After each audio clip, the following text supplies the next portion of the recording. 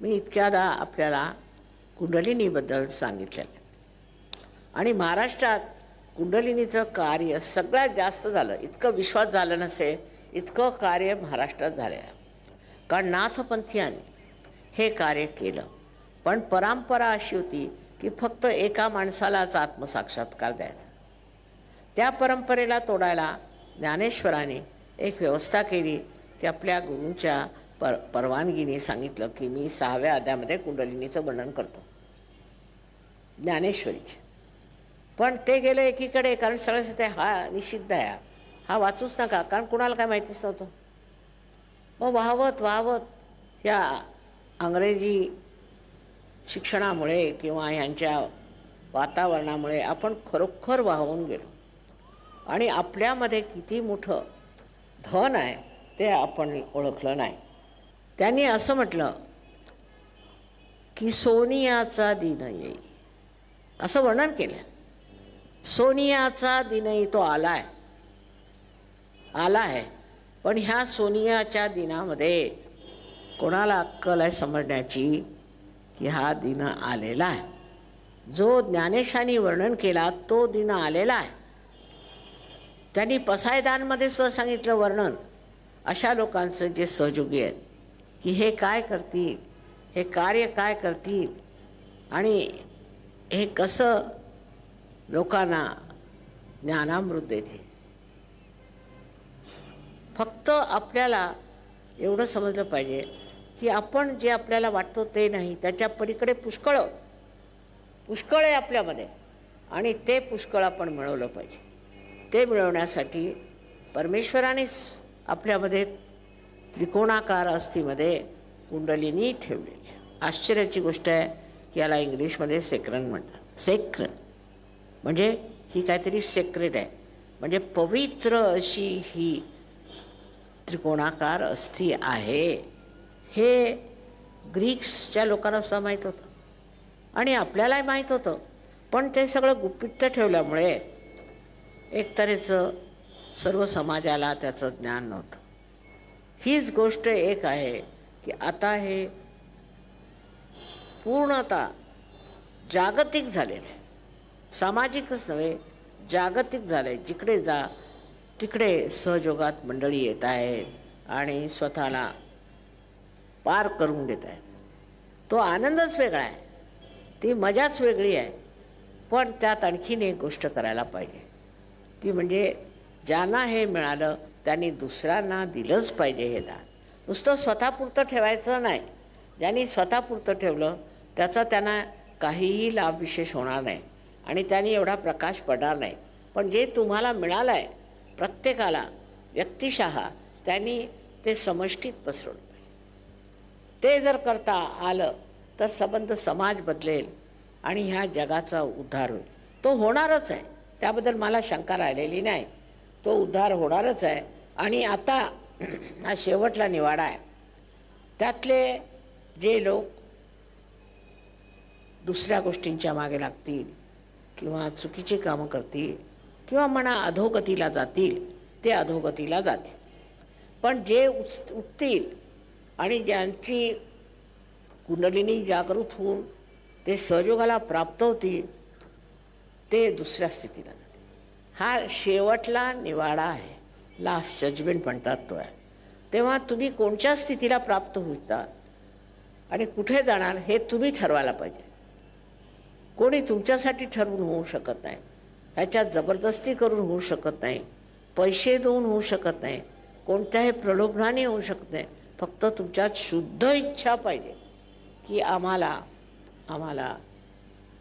आत्मसाक्षात्कार मिळाला पाहिजे. एवढी एक इच्छा जर तुमची असली तर कार्य पूर्ण होईल. त्याच्या पलीकडे जाण्याची काहीही गरज नाही. नुसतं शुद्ध इच्छा मनामध्ये ठेवायची. कारण ही जी कुंडलिनी आहे ही शुद्ध इच्छा आहे, त्याची शक्ती आहे. बघा, आपण आणखीन कोणती इच्छा केली ती पूर्ण होताच मग आपण दुसरी इच्छा करू शकतो. म्हणजे काय आहे की ही शुद्ध इच्छा नाही केलेली, आम्ही अशुद्ध होती म्हणून एक सुटलं तर दुसरं धरतो आपण. म्हणून जी शुद्ध इच्छा तुमच्यात असेल की आम्ही त्या स्थितीला प्राप्त व्हावे, म्हणजे सहजावस्था येते. आणि ही सहजावस्था अशी आहे की त्याच्यात तुम्हाला कोणत्याही गोष्टीचा त्रास होऊ शकतो. समजा आपण जर पाण्यात उभे आहात तर आपल्याला भीती आहे बा की या पाण्यात आपण बुडून जाऊ. पण समजा आपण बोटीवर गेले तर बोटीवर गेले तर आपल्याला काही भीती वाटत नाही, पाण्याची मजा वाटते. पण जर समजा आपल्याला पोहणं आलं तर आपण त्या पाण्यात उतरून इतर लोकांना बचावू शकतो. ही आपली शक्ती आहे आणि ती शक्ती तुम्हाला अगदी सहज मिळते. केवढं कार्य, ह्याच्यापेक्षा मोठं कार्य मला काही वाटत नाही आज आहे. जर आपला हा बिघडलेला मार्ग जो आपल्या देशात आणि इतर देशातही आहे तो जर बदलता आला तर फार मोठं कार्य होईल. हे जगच बदलून जाईल. सगळी काही मुळातच तुम्हाला नाविन्य आल्यामुळे सगळं काही एकदम इतकं सुंदर आणि इतकं ममतेने भरलेलं, प्रेमाने भरलेलं, ओथंबून जाणार असा एक व्यवहार तुमच्यात आणि इतरात तुम्हाला दिसेल. इतका बारीक सारीकसुद्धा त्याच्यात दिसतं. पण काय आहे की अजून लोक येतात, जागृती होते, मग त्याच्यानंतर ध्यानधारणा करत नाही, वाढ करून घेत नाही, अंकुरित झालात. अंकुर असला, पुष्कळ लोकांचं तर पहिल्याच दिवशी मी पाहिलं फार प्रगती होऊन जाते, पण नाही झाली समजा, कारण काहीतरी कारणं असते, चक्र ठीक नसते किंवा काय असं.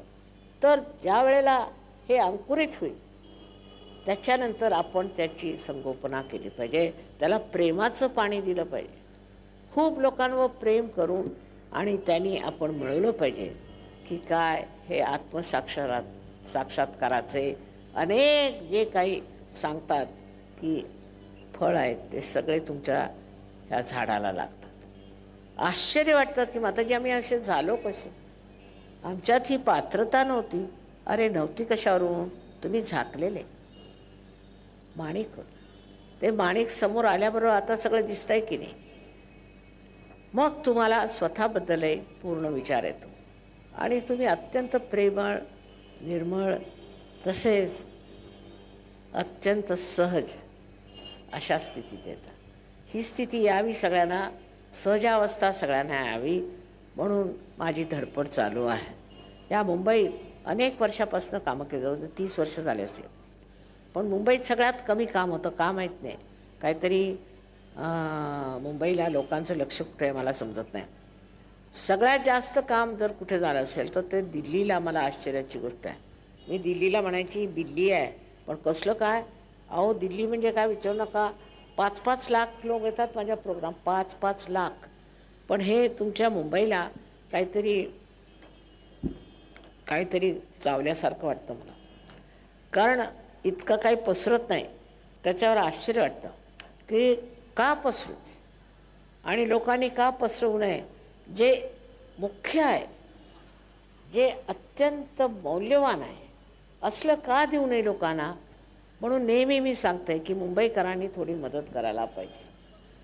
कदाचित इथे परप्रांतीय जास्त सहयोगी होतील आणि महाराष्ट्रीयन कमी होतील, कारण सकाळपासून खंडीभर देव घरात त्यांची पूजा करा. सकाळी 4 वाजताला उठायचं, त्यांच्या पूजा बिजा करायच्या.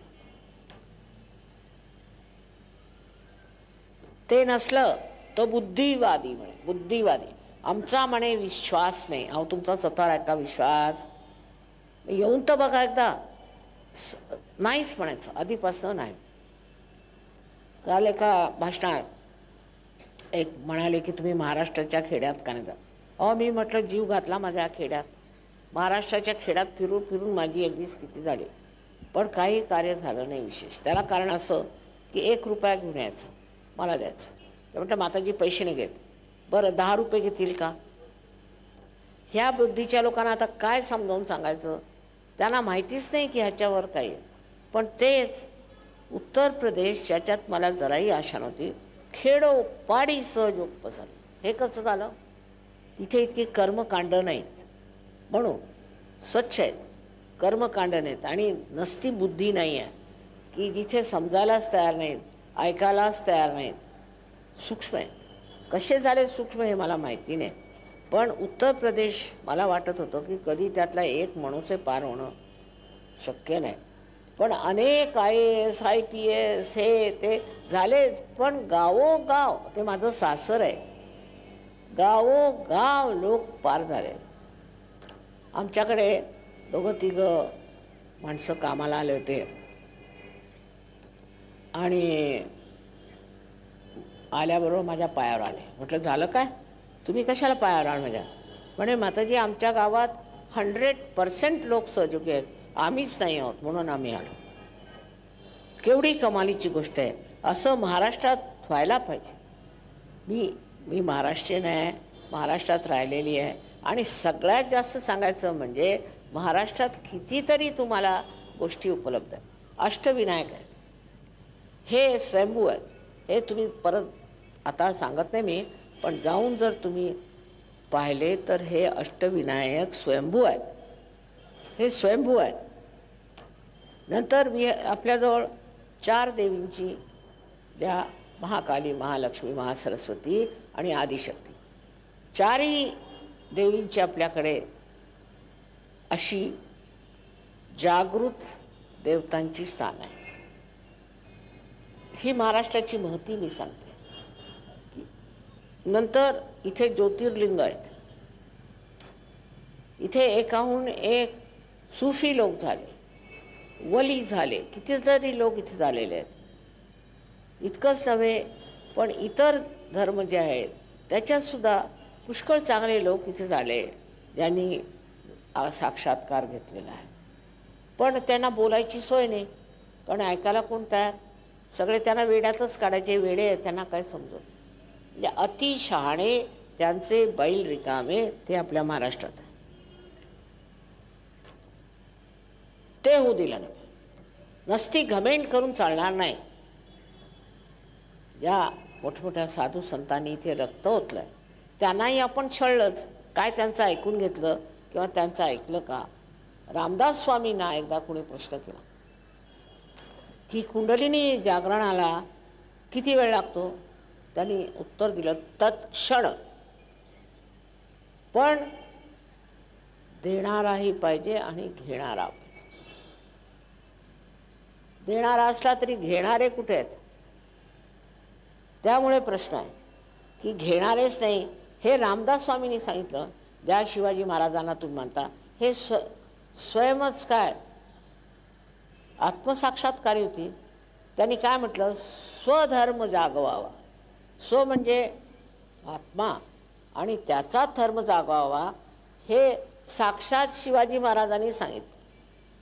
पण कोणाच्या डोक्यात येत आहे का ते? काय सांगितलं तेच आता करायला जर सहयोग सज्ज आहे तर तुम्ही ते का करून घेऊ नये? मला हे समजत नाही की तो बाणा आणि तो स्वभाव देवाकडे धाव घेण्याचा, देवाकडे जाण्याचा कुठे संपला?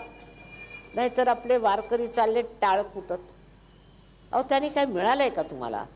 आमच्याकडे जेवढे वारकरी आले ते म्हणजे महादुष्ट लोक. मला समजलं नाही की एवढं तिथे श्रीकृष्णाकडे जाऊन काही शिकलेच नाही की काय. दुसरं म्हणजे त्या ज्ञानेशांच्या म्हणे त्या पालख्या काढायच्या. अहो ज्या माणसाच्या पायात चपला नव्हत्या आणि पळून निघायचे ज्याचे पाय, त्याच्या कसल्या तुम्ही पालख्या काढता? काहीतरी विचार करा. आणि मग जिथे पालखी जाईल तिथे फुकट खायचं. हे मी स्वतः पाहिलेलं आहे. काहीच्या बाई त्याला काही अर्थ नाही, तसं कुणी सांगितलेलं नाही, तेच आपलं करत बसत. आणि असे लोक इतके साधे भोळे आणि थोडेसे मूर्ख पण आहेत. आणि त्यांना पकडणारे इथे पुष्कळसे भामटे पण. त्या भामट्यांनी आपली अनेक नावं घेतलेली आहेत आणि बसले तिथे, आणि तुम्ही त्यांच्यासमोर जाऊन माना वाकवता. म्हणजे हेही तुम्हाला कळत नाही की हे भामटे आहेत. तेही तुमच्या लक्षात येत नाही की हे कोण लोक आहेत. तेव्हा सत्यावर आलं पाहिजे. त्याच्याशिवाय तुमचं आणि तुमच्या मुलांचं, तुमच्या घराण्याचं, तुमच्या देशाचं काहीही कल्याण होऊ शकत नाही.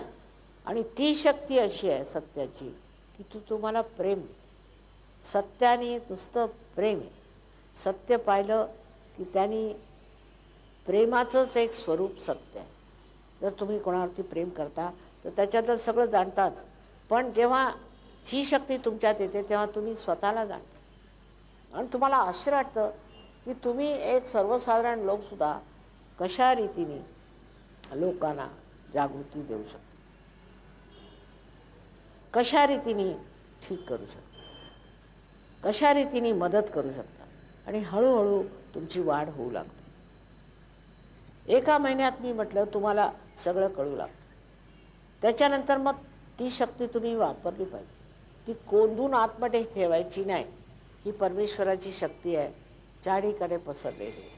आणि जर तुम्ही बघाल तर आकाशात सुद्धा एकदम सगळीकडे त्याचा आभास होतो.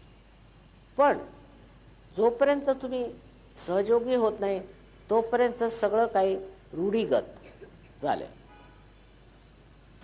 त्यातून बुद्धिवादी इथे आहेत आणि बुद्धी कुठवर पोचलेली ते समजत नाही. त्या बुद्धीला जोपर्यंत आत्म्याची साथ मिळत नाही तोपर्यंत ती बुद्धी म्हणजे कुबुद्धीसुद्धा होऊ शकते, सुबुद्धीने होऊ शकते. सुबुद्धी होण्यासाठी त्या बुद्धीवर आत्म्याचा प्रकाश पडला जातो.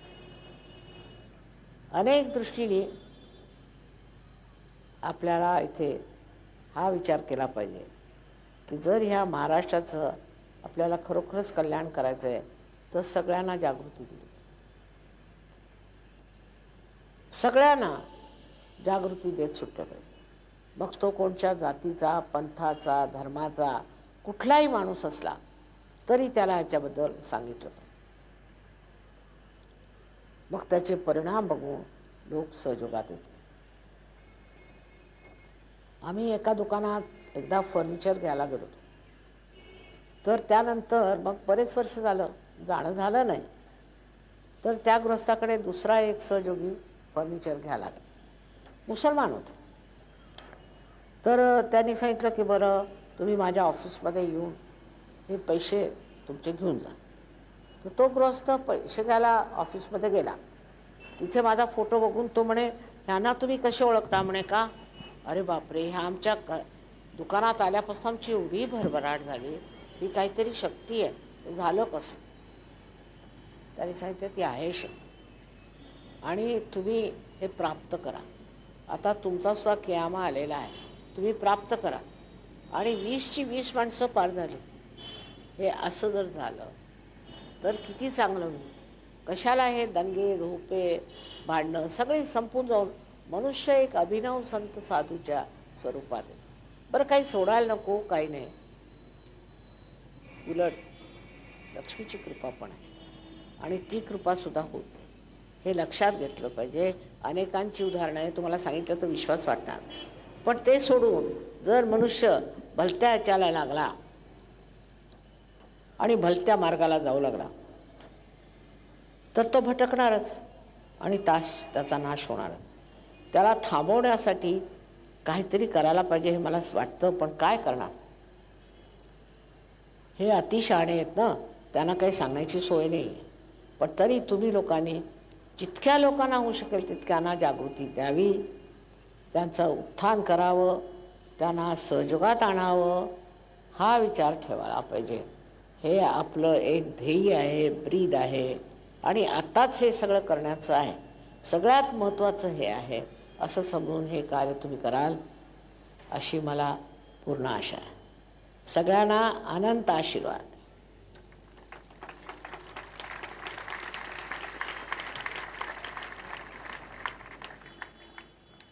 आता सगळ्यांना त्यांचं म्हणणं असं आहे की माताजी जागृती द्या, पण ज्यांना नको असेल त्यांच्यावर जबरदस्ती होऊ शकत नाही. त्यांना ज्यांना नको असेल त्यांनी कृपा करून बाहेर जावं, इतरांना त्रास देण्यापेक्षा. आता सगळ्यांनी माझ्याकडे असे हात करायचे. स्वतःबद्दल पूर्ण आत्मविश्वास ठेवा, पूर्णपणे आत्मविश्वास ठेवा की तुम्हाला आत्मसाक्षात्कार मिळणार. शंका करायची नाही, मुळी शंका नाही करायची. दोन्ही हात माझ्याकडे करा.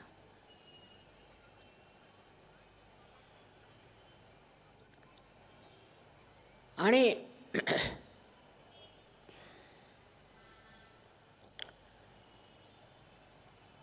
आता डावा हात माझ्याकडे करून उजव्या हाताने टाळूवरती अशा हातवर अधांतरी धरा आणि बघा की आतून थंड थंड किंवा गरम अशा जळ्या येत आहेत का. हेच कुंडलिनीचं जागरण आहे. मग उजवा हात माझ्याकडे, मान खाली घातलेली बरी, आणि डावा हात परत तालूवर. इस तालू पर रखिए जो बचपन में एक स्निग्ध सा शरीर, स्निग्ध सा कहना चाहिए कि हड्डी का हिस्सा था, उसके ऊपर बराबर दूरी पर ला करके आप हाथ रखें.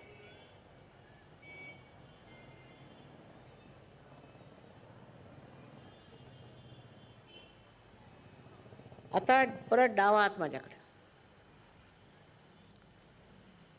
लेफ्ट हँड मेऱ्यावर करेल आणि उजवा हात डोक्यावर, राइट हैंड फिर से तालू पर, बिल्कुल तालू से सटके नहीं, अलग ऐसे रख के आप देखिए. और ये देखिए कि इसके अंदर से ठंडी और गर्म दोनों तरह की हवा आ सकती है. अगर ठंडी आ रही तो बहुत ठीक है, अगर गर्म आ रही है तो इसका मतलब है आपने माफ़ नहीं किया, दूसरों को माफ़ नहीं किया और अपने को भी माफ़ नहीं किया. अपने को भी माफ़ करिए और दूसरों को भी माफ़ करिए. उससे एकदम ये चीज़ खुल जाएगी. एकदम कहिए मन में कि हमने सबको माफ़ कर दिया, सबको. दुनिया में बहुत दुष्ट लोग हैं, लेकिन आपके माफ़ करते ही भगवान उनका इलाज कर लेंगे. आप माफ़ कर दीजिए, अपने मन से निकाल दीजिए.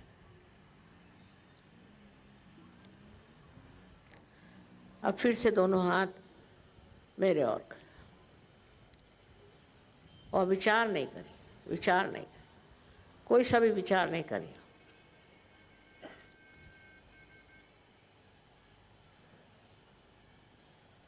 आता ज्यांच्या हातावर, तळ हातावर, बोटांवर किंवा टाळूतून थंड किंवा गरम हवा येत असेल, अशा सर्व लोकांनी हात वर करायचे.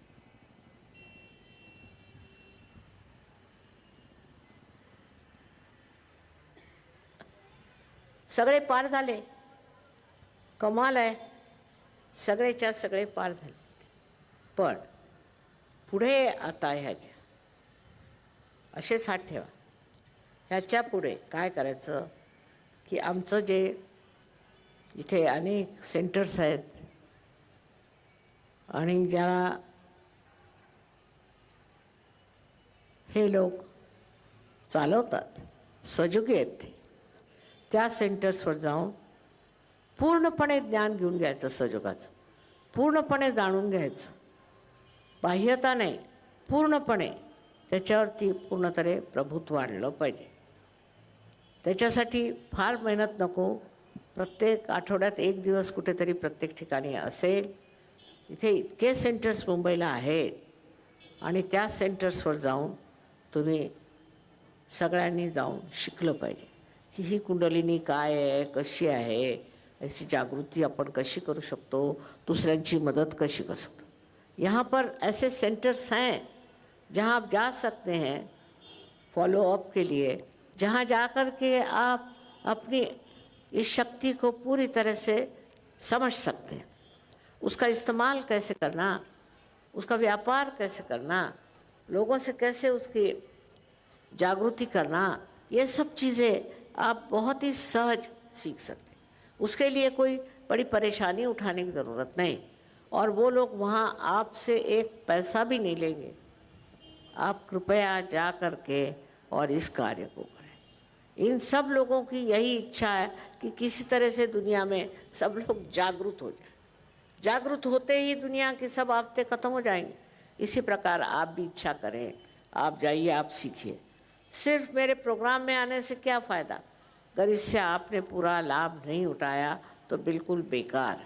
इसलिए धीरे धीरे इसमें आप जब डूबते जाएंगे आपको मज़ा आएगा और आप सोचेंगे कि मैं कहाँ से कहाँ हूँ, मैंने कैसे इसे प्राप्त कर लिया, क्या कमाल हो गया।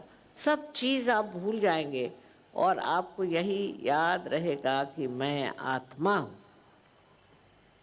स्वचा अर्थ लागला हे कळेल तुम्हाला, ते तुम्ही प्राप्त करावे आणि ते प्राप्त करून त्याच्यात रममाण व्हावे, ते शिकून घ्यावे, समजून घ्यावे आणि तुमच्यात ही शक्ती आहे, तुम्ही लोकांना जागृत करू शकता। म्हणजे काय कमाल आहे हो, पूर्वी एक माणसाला लाखात एकाला धरून त्याला पार करत असत पूर्वी, त्याच्यानंतर कितीतरी वर्ष अशी लोटली। ही मी सांगते की 12व्या शतकातली गोष्ट। मग 16व्या शतकामध्ये पुष्कळ साधू संतांनी सगळीकडे हिंदुस्थानभर सगळ्यांनी मिळून फार ह्याचं वर्णन केलं, पण जागृती काही झाली नाही। मला आश्चर्य वाटलं की रशियामध्ये सुद्धा आपल्या इथून कोणी 2 साधू गेले होते म्हणे, मला वाटतं मच्छिंद्रनाथ ती गोरखनाथ असतील, आणि त्यांनी इतकं कार्य केलेलं आहे की त्यांना सगळं माहिती आहे, मला काही सांगावं लागलं नाही। त्यांच्याजवळ ते आपले चक्रांचे फेसुद्धा आहेत, चित्रसुद्धा आहेत, पण ते म्हणे जागृती कशी करायची ते आम्हाला माहिती नाही। आता पेटलं तिकडे रशियाला। तुम्हाला आश्चर्य वाटेल, ह्याच्या 10 पट लोक येतात माझ्यापर्यंत, 10 पट। कारण काय, कारण त्यांना कोणत्याच धर्माला कसलंही अवलंबन करायचं नव्हतं, कोणताही धर्म मानायचा नाही। तो ख्रिस्ती असे ना का, मुसलमान असे ना का, हिंदू असे ना का, धर्म मानायचा नाही, देवाला मानायचं नाही, ही सक्ती।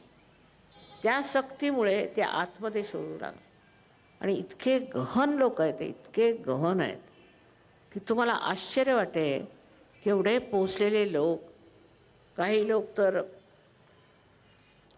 मोठे मोठे इंजिनियर्स आहेत, प्रोफेसर्स आहेत, काय काय त्यांचे क्वालिफिकेशन्स आहेत, आणि युक्रेनमध्ये तर त्याच्यावर ताण। ह्या लोकांनी म्हणजे इतकं काही जाणलेलं आहे सहयोगाबद्दल, मला आश्चर्य वाटतं। दुसऱ्या देशांमध्ये सुद्धा फार दूरपर्यंत मच्छिंद्रनाथ आणि गोरखनाथ गेले असतील, कारण मी अनेक ठिकाणी हे पाहिलं की त्यांना चक्रांबद्दल सगळं माहिती आहे, फक्त कुंडलिनीचं जागरण कसं करायचं माहीत आहे। तिकडे पेटलं सगळं, इतके लोक तिकडे पार झाले, इतके लोक, आणि त्यांच्यामध्ये जेवढी क्षमता आहे, जी त्यांच्यात एक आनंद शक्ती आली आहे, ती आणखीन कुठे दिसत नाही। इतक्या वर्षापासून आम्ही वाट बघत होतो की कोणीतरी येऊन आमची कुंडलिनी जागृत करेल, आणि महाराष्ट्रात सुद्धा हे लिहिलेलं आहे, लोकांना माहिती आहे कुंडलिनी काय वस्तू आहे काय नाही, पण तिकडे काही आशेचे डोळे लावलेले नाहीत। ते मिळवलं पाहिजे असं कुणाला वाटत नाही। अहो, पुस्तकात सगळं आहे, शाळेतही शिकवलं जात असे, पण ते सगळं व्यर्थ गेलेलं आहे। म्हणून आता तुम्ही लोक जे जागृत झालात ते इतरांना जागृत करा, त्याच्याशिवाय सहयोग बेकार, जिथल्या तिथे थांबल्यासारखा वाटतो, तसं व्हायला नको। ती मेहनत तुम्हाला करावी लागेल, माझी तर मेहनत चालूच आहे, पण तुम्हीही करायला पाहिजे। नाही तर उद्या असं नको की रशियाहून लोक आले तर मुंबईचे लोक त्याच्या काहीच नाही असं होऊ शकतं, कारण त्या लोकांची श्रद्धा, त्यांची समज आणि त्यांची बुद्धी इतकी कुशाग्र आहे, इतकी कुशाग्र आहे की मला स्वतःला आश्चर्य वाटतं, ह्या लोकांना असं आलं कुठून, एवढं समजले कसे, आणि ह्यांनी इतकं आकलन कसं केलं। आता बोलिव्हियासारखा देश जिथे जाणं पूर्वी प्लेननी सुद्धा नव्हतं, आत्ता एक प्लेन सर्व्हिस सुरू झालेली आहे, तिथे सुद्धा सगळ्यांना माहिती आहे कुंडलिनी काय आहे, त्यांना चक्र सगळे काही माहिती आहे। तर हे मला तरी वाटतं हेच दोघं गेले होते, पण त्यांना जागृतीचं माहीत नव्हतं। तर एक इटलीला आमच्याजवळ एक सहयोगी होते, त्यांना तिथे नोकरी मिळाली, आणि आप पेटलं सगळं तिकडे। आता आपल्याला आपचं माहितीच नाही, आपल्या देशात काय काय कार्य झालं आहे, काय आहे, काय बोलतात, कोणाला काय माहिती. कबीराला वाचतील तर त्याला नावं ठेवतील, त्यांना काय समजत. कोणालाही वाचलं तरी तो काय म्हणतोय तिकडे लक्ष नाही. बुद्धांनी सांगितलं की मध्यमार्गाने जा. सांगितलं सगळ्यांनी एकच आहे, पण सगळे उलटेच चाललेत आणि काहीतरी त्याचं भलतंच काढून घेतलं. त्यातला जो गर्भितार्थ आहे तो घेतलेला नाही आणि त्यामुळे हा प्रश्न तुमच्यासमोर उभा आहे की आजपर्यंत आम्हाला हे का मिळालं नाही मा? कारण तुमचं लक्ष तिकडे नव्हतं. लक्ष कुठे आहे? लक्ष फक्त आपल्या आत्म्याकडे असायला पाहिजे. मग सर्व तुमचे प्रश्न ठीक होतील आणि पूर्ण तऱ्हेने तुम्ही सुरक्षित राहाल. तुम्हाला आश्चर्य होईल की टर्की देशामध्ये जवळ 2000 सहयोगी मुसलमान आहेत, ते सहयोगी झाले आणि एवढा मोठा तिथे भूकंप आला पण एकाही माणसाला दगा झाला नाही. तेच ओरिसामध्ये एवढा मोठा हरिकेन आला, ओरिसातल्या सहयोगांना कुणाला काही दगा झाला नाही. अनेक ठिकाणी हे झालेलं आहे, इटलीलाही झालेलं आहे. त्यामुळे आपल्यावर परमेश्वराची कृपा आहे आणि आपण पूर्णपणे सुरक्षित आहोत हे आपल्या नजरेत येईल. तेव्हा सगळ्यांना आपल्याला माझा अनंत आशीर्वाद आहे आणि फक्त एकच विनंती आहे की प्रत्येकाने सहयोगामध्ये लोकांना आणलं पाहिजे आणि सहयोगात उतरलं पाहिजे. त्याच्याशिवाय तुमच्यातही गहनता येणार नाही, असं माझा अनंत आशीर्वाद आहे. आता नामदेवानी लिहिलेला जोगवा आहे तो त्यांनी लिहिला, तो सुद्धा 12व्या शतकात आणि सगळे खेडेगावात लोक गातात सगळीकडे, पण त्याचा अर्थ कुणाला कळतच नाही. त्याच्यात आहे उदो उदो अंबे. अंबा म्हणजे कुंडलिनी इटसेल्फ. हे कोणाच्या लक्षातच येत नाही की ही कुंडलिनी आहे, तिच्याबद्दल त्यांनी सांगितलं उदो उदो अंबे. मी महालक्ष्मीच्या देवळात विचारलं की का हो इथे तुमच्या इथे अंबादेवीचं गाणं कशाला गाता तुम्ही, काय? त्यांना काही उत्तर देता नाही आलं. त्याचं उत्तर असं आहे की ही कुंडलिनी आहे, ही फक्त मध्य मार्गातनं महालक्ष्मीच्या मार्गातनं उठते. तेव्हा महालक्ष्मीच्या देवळात हे गायचं उदो उदो अंबे.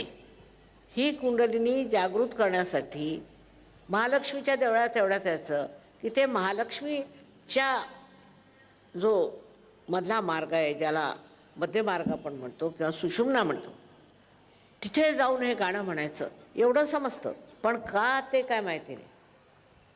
मी त्यांना समजावून सांगितलं अहो कुंडलिनी महालक्ष्मीच्याच मार्गातून वर जाते. तिला राजराजेश्वरी म्हणतात दक्षिणेत, आणि ही महालक्ष्मी आपल्याकडे मानली जाते आणि तीच पुढे जाऊन तुम्हाला कुंडलिनीचं संबंध वहन करून तुम्हाला आत्मसाक्षात्कार देते. तेव्हा नसते भांडणं करायची काही गरज नाही आहे की लक्ष्मीचा पथ आहे, आणखीन महालक्ष्मीचा पथ आहे आणि जाते कुठे तर शिवाच्या चरणी. हे आपल्या इथे खूप व्यवस्थित लिहिलेलं आहे. पण लोकांना म्हणजे शंका करायला वेळ असतो ना, त्याच्यात शंका करत बसतात. पण महाराष्ट्रात एवढं कार्य झालं, जितके साधू संत महाराष्ट्रात झाले, साऱ्या जगात झाले, ते सगळं वाया गेलं की काय असं मला कधी वाटायला लागतं. की सहयोग का वाढत नाही, इथे का एवढं होत नाही, मला आश्चर्य वाटतं. त्याला कारण मला तरी सांगता येत नाही. पण तुम्ही लोकांनी पाहिलं पाहिजे की लोकांची जागृती देत चाल. परत हे पूजेचं जे वेळ आहे ते कमी झालं पाहिजे. आता माझे फोटो तुम्ही लावलेत ना, तर एक बाई माझ्याकडे आल्या होत्या मसाज करायला, तर लगेच माझे पाय धरले. म्हटलं झालं काय तुम्हाला? अहो माताजी तुम्ही आत मला माहिती नव्हतं, आमच्या बस स्टॉपवर तुमचा एक फोटो लावला आहे, आम्ही रोज सकाळी 4 वाजता उठून त्याला पूजा करायला जातो आहे आणि ध्यान नाही, आम्ही नुसती जाऊन पूजा करतो. म्हटलं याला काय अर्थ आहे का? अहो ध्यान करा सकाळी 4 वाजता उठून आम्ही म्हणे सगळे तिथले लोक आहेत वस्तीतले, आम्ही रोज जाऊन पूजा करतो. पूजेला काय अर्थ आहे? तुम्ही जोपर्यंत ध्यान करत नाही तुमच्या पूजेला सुद्धा अर्थ नाही, किंवा तुमच्याशी माझा काही संबंधच नाही. अशा प्रकारचं काहीतरी उथळपणाचं कार्य करून सहयोग वाढणार नाही. प्रत्येक माणसाला आत्मसाक्षात्कार जेव्हा होईल तेव्हा सहयोग वाढणार आहे. असं आता तो जोगवा हे लोक म्हणून दाखवते तुम्हाला. आता इथे बघा अमेरिकन लोक आहेत, ऑस्ट्रेलियाहून लोक आहेत, सगळे बाहेरून आले आहेत आणि सगळा इतका सुंदर जोगवा म्हणतात. तसे महाराष्ट्रीयन लोकांना माहीत नसे, पण ह्यांनी जाऊन तिथे पत्ता काढला